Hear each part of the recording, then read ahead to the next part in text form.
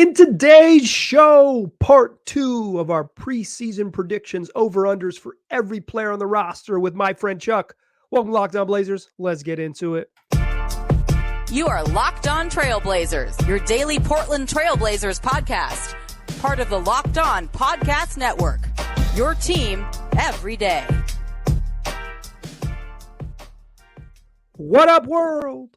It's your past first point guard and Trailblazers reporter, Mike Richmond. You are listening to another episode of Locked On Blazers, part of the Locked On Podcast Network, available wherever you get podcasts and also on YouTube. Thanks for making the show your first listen, coming at you Monday through Friday, every single weekday. So make it a part of your daily routine. Tell your friends to do the same. Locked On Blazers, your team every day. In today's show, it is part 2 of our third annual preseason predictions, over-unders for every player on the roster. If you missed our first ones, go back and listen. It's in your feed. If you're a YouTube listener, it's the video right before this. If you're an audio listener, it's the episode right before this one in your feed.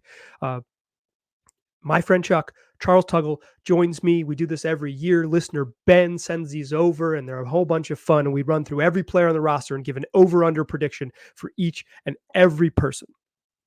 So go back and listen to the one, if the yesterday's show, if you missed it. If not, let's get into it. Charles, Chris Murray, 35.5 overall field goal percentage. Where are you at? Over. I'm going over here. Another young player I know nothing about because the season has not started, and I am not an NCAA basketball viewer. Over. Yeah. Maybe easier shots. Maybe he gets shots closer to the bucket. He's about the same size as his brother, right? His brother's pretty large. They're literally identical twins. Yeah. There you go. These are large people. I'm thinking they're getting better shots. There's not a lot of stuff going to be called for him, but yeah, I think over, and maybe he finds some efficiency on easier looks. So 35.5% is wildly low. So low that I emailed Ben back. It was like, hey, is this a typo? Or are you a hater? Is Ben finally slipping? He's been so amazing. No, he told me not a typo, just a hater. Just a hater. I'm also any other rationale on this one? Yes, he did. So I'm over. And then only 7 rookies that played at least 10 games last year shot under 36% from the field. So like a very, very, very small selection of young players shot this poorly.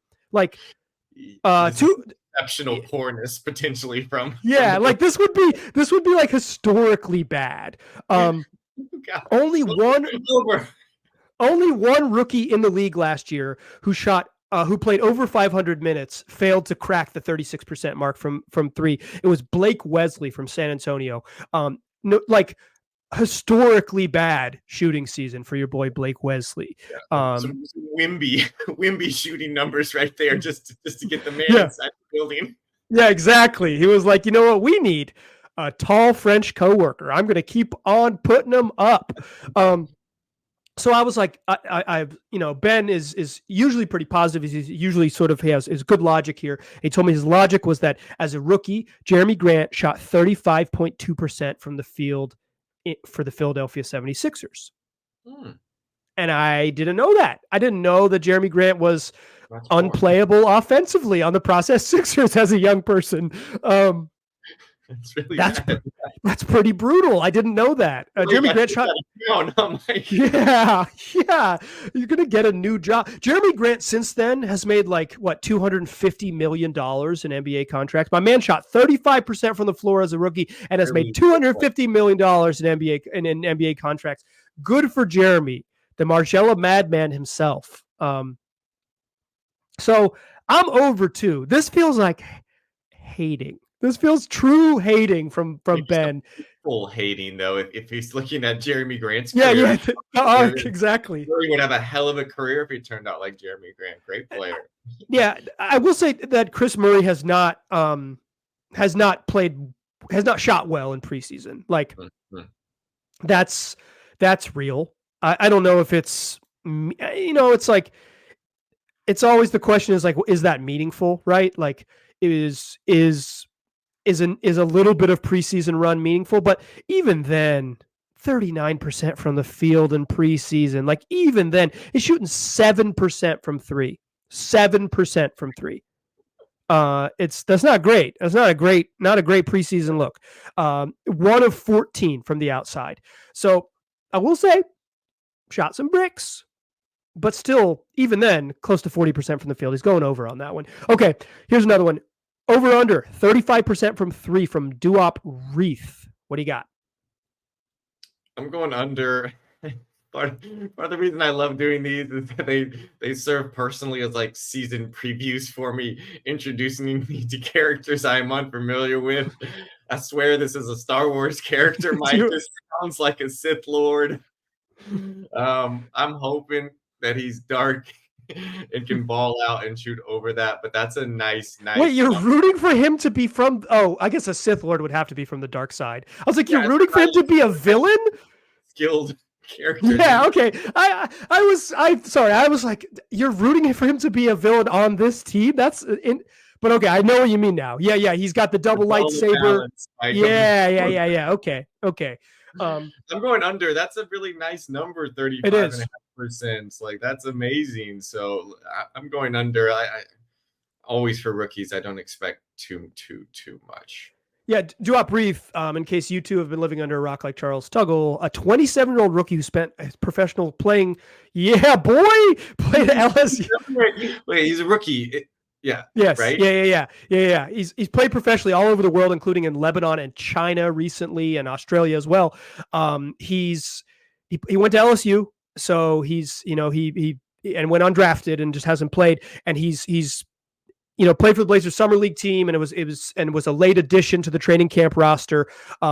He has a pretty good looking jumper, but it is slow. It's slow to get off. But in pick and pops, they look good. And like, it's not like they're going to close out hard to Duop Reith. They're not going to come after him, right? They're not going to be like, yeah, get him, run him off the line. Like, he's going to get to shoot it. All that said, I am also under. Give me the under. Basketball reference page is awfully barren. Yeah. I like this guy more now, though, if he's a journeyman. Okay, great. Yeah, no, you would like him. From the South Sudan, grew up in Australia, like truly world traveler. 37.5% on really limited attempts from three in summer league. His senior year of college at LSU, he shot 42.2% from three. Like he's been putting them up. Go Tigers! But last year last year professionally, he played in two separate professional leagues in the 22-23 season. 32.9% from three. I'm going under. 36 and some change is like the league average. I think Duop Reith's going to be slightly below league average from three. So I'm under 35.5. He could shoot though, for sure. Like he could shoot. I would say that's probably his best skill because his sort of bruising nature hasn't really come about as much, and he doesn't operate great in a crowded areas in the paint necessarily. Okay. Shaedon Sharpe, over under 19.5 games started. Where are you at? Over. I think injuries, lineup experimentations. Hopefully, I'm a fan. Hopefully, his own form, right, sort of help him crack the starting lineup that amount of times throughout the season. Any combination of those factors, kind of Chauncey playing around, looking for different fits. And I like Shaedon. I think he's fitting to have a nice year, actually. I want to believe. Yeah, no, I'm with you. I'm also over. I think Matisse Thybulle either, misses 2 games because he's sick or whatever. I think Shaedon's the guy who steps in. I think eventually at the end of the year, they just want to see Shaedon Sharpe play there. It's just, there's a lot of reasons why he would play. I'm over. I'm pretty comfortably over. 25.5, maybe I would have some pause, but 19.5, I'm pretty comfortable with. I'm comfortable over. I have no problem with that one. Okay. Avery Simons, 4.1 assists per game, over under. Under, again, maybe just due to sort of like ball sharing duties, right, and how things are going to be run, where I think Scoot is going to be running the show more often than not. So maybe Ant goes back to sort of off the ball mode a little bit. I think just in terms of player development, I would like to see Ant eclipse this number, like Absolutely. comfortably, to see him develop more as a player and see what else he has in his locker as a playmaker. But I think it's going to be under with Scoot doing a lot more of that this year, and maybe Malcolm Brogdon at times. Under. Yeah, I think the Brogdon factor is it for me. I'm over because I think there's going to be, I think he averaged 4.1 last year, and I think he's just going to go slightly over that. I'm cautious. I have another one cautious over on this one. I agree. The Malcolm Brogdon factor is the big thing. Even when Ant is the de facto point guard, the way they've been doing the subs in the preseason is he comes out first, and then he comes back in for Scoot, kind of like CJ Wood back in the day, and like Ant did for Damian Lillard a bunch last year. Mm-hmm. But now with Brogdon, who's going to want to be on the ball, that matters. They're going to want to, when he plays next to Scoot, Scoot's going to want to be on the ball, and that matters. Plus, and this is a factor I hadn't considered until I started really working through this, is like less chances to pass the ball to Damian Lillard. That seems like it's not going to be a massive factor, but something like 0.1 assists over the course of a season, maybe.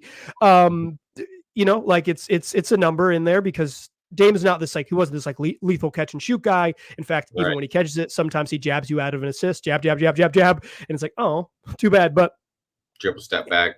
Yeah, exactly. But there's just like being able to pass to someone who shoots 38% from three.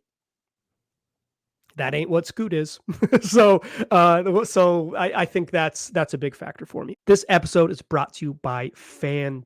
If you've been thinking about joining FanDuel, there's no better time to get in on the action because it's NFL season with America's #1 sportsbook. And right now, new customers get $200 in bonus bets guaranteed. All you got to do is place a $5 bet. That's $200 in bonus bets, win or lose, when you place a single $5 bet. And after you place that bet, you'll have money to play with, have some fun, go make some other NFL bets on things like spreads and player props, over-unders, and more. So visit FanDuel.com/LockedOn. Get into that NFL season. FanDuel, an official partner of the NFL. All right. Let's keep it rolling with more over-unders. My friend Chuck. Okay. Matisse Thybulle, 4.0 3-point attempts per game, over or under? This one's tough. It is. It's a good line. Yeah, I wrote under. Now I'm thinking that maybe he gets more play in this team, that at times will be looking for some balance, and he is a vet, even though he's not this offensively kind of dependable player in that way, but still young enough to progress some part of his game, I think. I just think he'll be in a lot of different lineups, and maybe those shots will just come around to him. I wrote under. I'm going to say over, actually. Oh, I'm under, but I like what you're talking me into. Average 3.9 a game in Portland last year. I kind of think in the half court, Matisse Thybulle only takes 3-pointers. Like that's the only way he's going to shoot. So like if he contributes at all on offense, it's taking spot up 3-pointers. I think like just watching him play in preseason, that's the only way he seems to be fitting in the half court. He's just kind of floating. He's done some good job like floating into space and getting good looks for himself. I'm under, but I'm a cautious under. I think it's a really good line. I'm under. Charles is over. Another one we disagree on. Okay. Jabari Walker, 5.5 rebounds per game. I got over here, and maybe this is sort of, we should harken back to the Moses Brown situation of kind of just front court opportunities for players. Yeah. What's up with Time Lord? He's had injury issues in the past, consistency issues. What's up with Aiden? Yeah. Where else are the sort of minutes opportunities going to come for? Obviously, he's sort of undersized player like that in those roles, but would still be in. I'm going over, and Jabari's continues to develop a bit in a fun way. I like him as a player. He's idiosyncratic in some ways. Yeah, he can really rebound. That's for sure. Like that's the thing he does best. It'd be great if he could do some other stuff, but that's what development is about. Year 2 as a second round pick. This is the other stuff year. But he could really rebound. I'm over 2. He was 2.3 a game last year in 11 minutes. I don't think he's going to play 20, so I don't think he can just like clean double it. He averaged, that's 7 per 36. I will say 10 players in the NBA last year averaged 5.5 rebounds a game, playing minimum 15 games. I looked at players who played at least 15 games off the bench, averaging more than 5.5 rebounds. It's only 10 players in the league. It's hard to rebound like that coming off the bench. One of those guys was Robert Williams in the games he played off the bench when he was coming back from injury. I think Jabari Walker is your backup power forward on night one. I think there's mild competition for him with Tamani Kamara and Chris Murray, but I think it's his for a little while, unless Kamara really snatches it from him. He's capable of it. He's pretty good. So I'm over, but I do think that's a pretty big number. But any games Jeremy Grant misses, that's your starting power forward for the Portland Trailblazers probably is Jabari Walker. So then he'll play 29 minutes a night. So that'll juice those games. Then he'll average, he'll be grabbing 14 because my man gets after it. Speaking of Time Lord, over under 6.5 points per game for the Time Lord. What do you got? Over. I think this is another pretty good line though. It is. As he's never been a super active offensive player, but at least in terms of hunting shots, getting shots, but active around the zone down there. Yeah, I'm going over, but maybe he's 8 or something like that. Yeah, exactly. Yeah, so he averaged 8 nights really either, right? Just sort of scrapping up some stuff here and there. He averaged 8, 10, and 8 his last 2 years. In 21-22, when he was just great, this was his best year in the league by far. He played 30 minutes a night and scored 10 points per game. He's not going to play that many minutes this year. So probably not going to be double digits for him. He doesn't look for his own offense too much. He doesn't have much range, so he doesn't look for his offense. So unless he starts popping mid-range jumpers because the Blazers are a lawless bunch, maybe, then we'll see. But otherwise, their half-court offense is kind of clunky, and the clunkiness plus that, I'm over, but I'm not much over. I think 7.5, you might really get me to debate it, but I'm also over. Okay, our last one here, Charles. Blazers wins. Over under 27.5. Under. Hater. What do you got him at? What's the number in your head? I don't know, 23 or something like that. This team is kind of interesting, but there's just so much going on in the West this year. And they're just I listened to the Locked On Blazers sort of tankathon special earlier today, maybe while I was working, and amongst all these other teams, there's just so much going on in the West in general. I just don't think they have enough, and some of these players they're giving a lot of reign to are just inexperienced. No Dame, they were terrible last year. Yeah, they were bad last year, and they had Damian Lillard had one of the great offensive seasons any point guard's ever had. Yeah, no Dame, and they were awful last year. So, yeah, West is deep, inexperienced players, questions around those players. I'm going under here pretty comfortably. Wow. Well, I guess I got to be the biggest homer on the podcast then. It's a role that you don't often play. Never. But I found you and Ben, real haters. I'm over. The number I have in my brain is 28 for them. And I've been consistent with that number. So I kind of want to stay there. I wouldn't be surprised if they win 23 games. I'd be much more surprised if they won 33 than if they won 23. There's just it isn't even it's about them, right? They don't the sort of high end, top end talent, right? They're star level players. They just aren't there yet. Anthony Simons maybe takes a massive leap and changes our mind. Maybe DeAndre Ayton has a breakout year and changes our mind, but just top end talent. They're going to be every night in the West. Almost every team they play, they're going to be playing against someone who's better than the best player on the court will be on the other team almost every single night. And that's hard to overcome in basketball. You just look at the West, obviously Denver is extremely good and Phoenix is extremely good, right? Those are two teams I think above everyone else. But even after them, Memphis is still in the mix and they're going to be good. Dallas, they want to win. Who knows? Minnesota, they want to win. Who knows? The Pelicans, they want to win. Who knows? The Warriors are good. The Thunder are scrappy. They could probably win 40 plus games. They won 40 games and added Chet. Like, they're good. LA teams are good. LeBron, Wise, Paul George is on their squads. Sacramento, they were the 3rd seed in the West last year. Are they going to win 48 games again? I don't know. But if they won 45, you wouldn't be like, oh, wow, I can't believe it. You would believe it. You would believe that they won that many games, right? They found some balance last year after like a decade and a half of imbalance. Yeah. Offense was incredible, and I think they can be, really good again. Nobody can guard De'Aaron Fox in the open court, and they play so fast that he's always in the open court. Utah, I don't know what they are, but they're not a bad basketball team. They're not bad. Mm-hmm. Houston is somewhere in between good and bad, but they have probably a larger collection of high-end, like high upside young players than the Blazers, just like volume wise. They got more high-end upside players, and they got more vets, right? They got with Van Vliet and Dylan Brooks and Jeff Green. Like it's obviously the Blazers have some solid vets with Malcolm Brogdon and Robert Williams. I don't mean to be like Jeff Green is better than all those guys or whatever, but certainly the Rockets aren't awful. And then, like, San Antonio's probably not very good. They have freaking Victor Wembanyama, though. It's just I think this is one of the bottom 2 teams in the West, and I keep saying this on the show. I don't think that's a big deal. I really don't.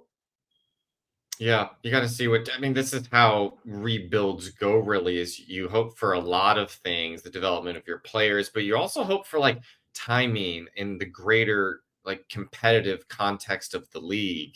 So sometimes windows, they open and close at opportune times for teams. And if the Blazers window were to open wide this year based on their play, that wouldn't be great considering the layout of the rest of the West. Do you know what I mean? Because they're only going so far, even in these most sort of optimistic homerish kind of perspectives. So that's not the timeline. It seems okay.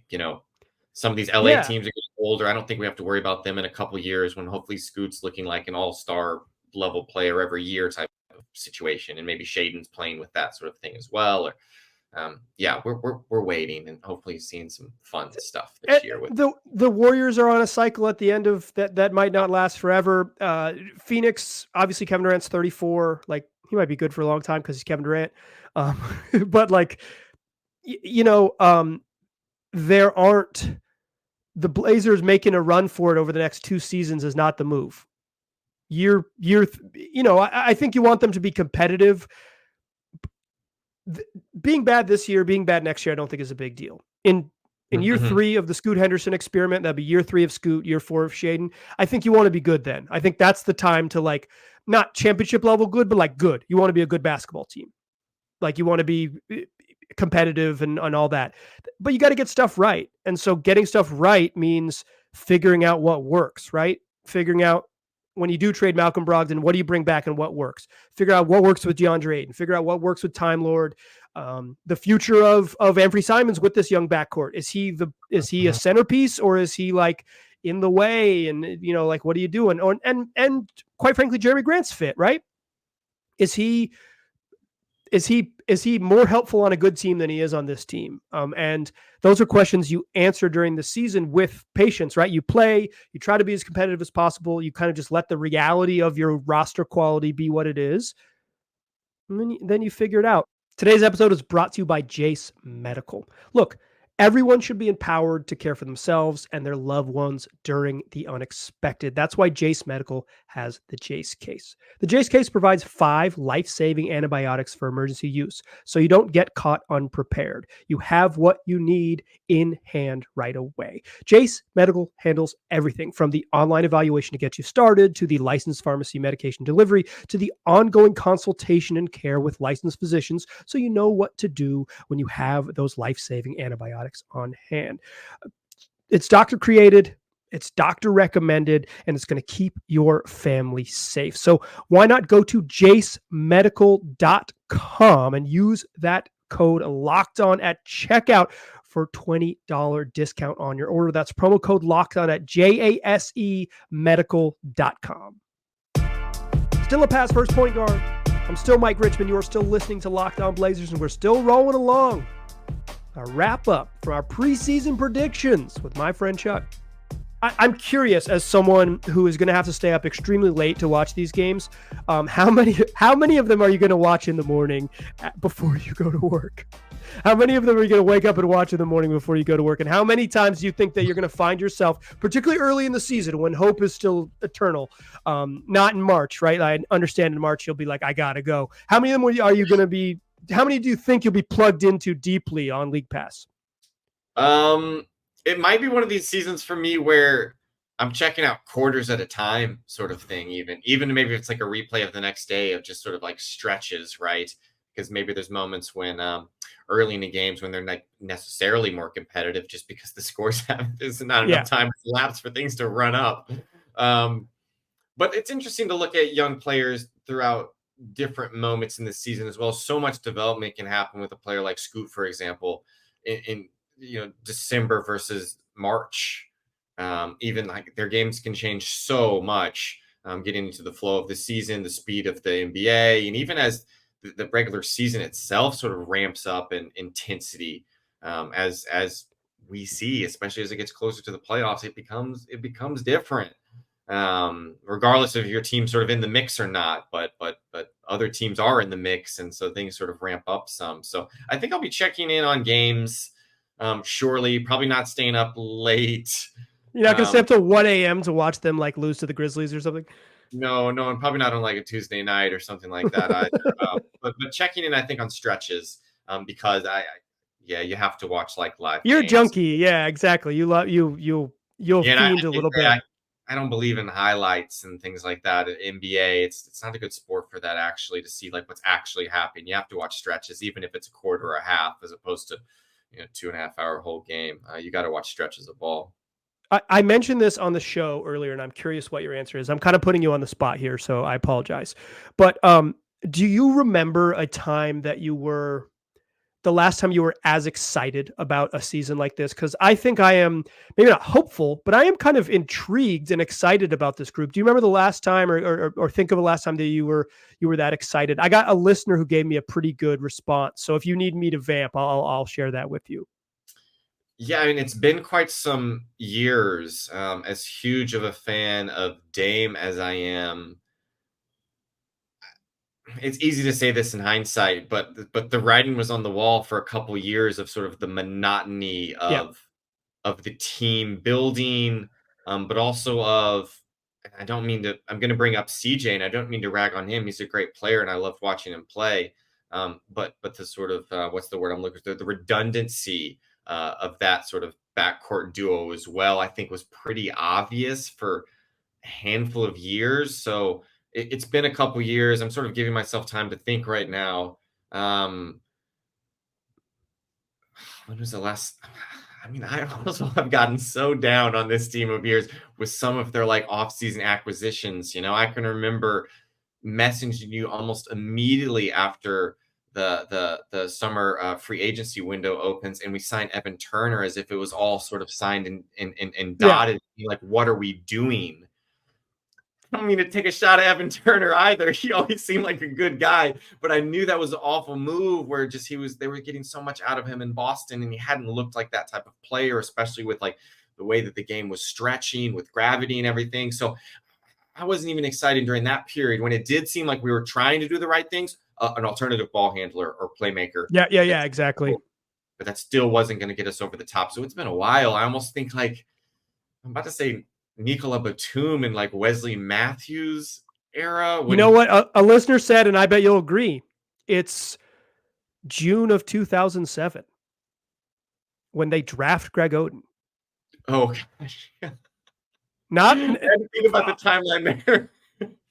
Things changed shortly thereafter. I remember calling you. This is like pre-text message, pre-Twitter or whatever. Way before that, it's like, hey man, go pull up ESPN to like look at the bad Greg Oden news. But a listener said that June of 2007, you've got B. Roy, unanimous or not unanimous, but one-off rookie of the year. Shout out to Andre Bargnani. Rookie of the year. You've got LaMarcus Aldridge, who looks like he's going to be special, and then they draft Greg Oden, and it's like, oh, this team's going to win championships. Like this is championship level good. That's 15 years. I think you could argue that the second year of the Dame CJ era was pretty exciting. But they had signed like Al-Farouq Aminu and Ed Davis, right? Like, yeah, I mean, I briefly believed kind of maybe not in like championship, but like conference finals type aspirations of like that, like Robin Lopez kind of team as well. I just thought they had a great balance and they were playing solid mid-league, maybe a little higher, top 15 kind of defense as well. I sort of briefly believed in that team of being like, okay, if we can take that sort of team and put in. Oh, that team was the year player, a wing player, a real wing player, not just a front court, back court duo, but like a wing. I believed in that team kind of being like maybe good with the right moves, but knowing that it's so difficult. That team was so good. That team, the when Wes blew out his Achilles, that was my first year on the beat. That was 2014-15. Like, they were so good. They were second in the West the night that Wes Matthews got hurt. They weren't very deep, but they were built for the playoffs. They were.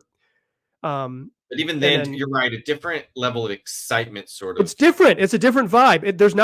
There's when you're a good team trying to take the next step, there's almost an anxiety of like, okay, we've seen this and everything has to go right. When it's so new, kind of like the Oden stuff, it's like you really start to Pioneer Square, sort of being like, with like a parade. They didn't do that for Scoot, right? Like, am I wrong? No, they learned their lesson. No shade on Scoot, who looks nice, but listener note also for folks, but I'm from Indiana, so I had followed Greg Oden's career in high school when he was a monster, him and Mike Conley at Lawrence North, I think, winning championships. So I was especially excited for Greg Oden. Yeah, I think there is, I guess, and we can get out of here, but like, there's something special about rooting for a team from the ground up. It's like really rewarding if they get there, right? Most teams don't get there. That's kind of the nature of sports. Like most teams don't get there, but there's something really rewarding about like saying like, okay, from day one, I was there with Scoot and I was a believer. And then I was through the bumpy first season when they won 22 games and then blah, blah, blah. Like there's something really rewarding as a fan. I think it's hard to see in the micro. And that's what this podcast specializes in, is the micro. So like, I'm trying to zoom out a lot to remind people that there's a lot to appreciate, but there is overachieving. The year LaMarcus left, Dame and CJ's first year together, that was about as fun a season as you could have as a Blazer fan. They won 44 games. They ended up winning a playoff series because the Clippers imploded. Like that was a heck of a season. They're probably a ways away from that, but like that overachieving feeling is as rewarding as it gets to be a fan. I think that can be truly fun. Mm-hmm. No, it's a different shakeup this time, and I think the divorce needed to happen between Dame and the franchise. Eras needed to sort of change over a little bit. I got us on the under on this win total. But it's different, and I'll say before it's even started, that's exciting in and of itself. That's things to look forward to. Wait, I don't want to hold on, this, but there is a story at play here, and new exciting things to develop. Do you know that right after Scoot got drafted, speaking of Pioneer Square, he went to the Raising Cane's that's in the mall downtown in his full Scoot Henderson jersey? Yeah, I didn't know that. But I did know there was a Raising Cane's. Yeah, maybe you need to come visit again, big guy. That's something you can't get in New York City. Raising Cane's. So there is Raising Cane's, I think. Of course there is. Times Square, perhaps. Yeah, at the fucking mall. But no, that's really nice that he would wear some.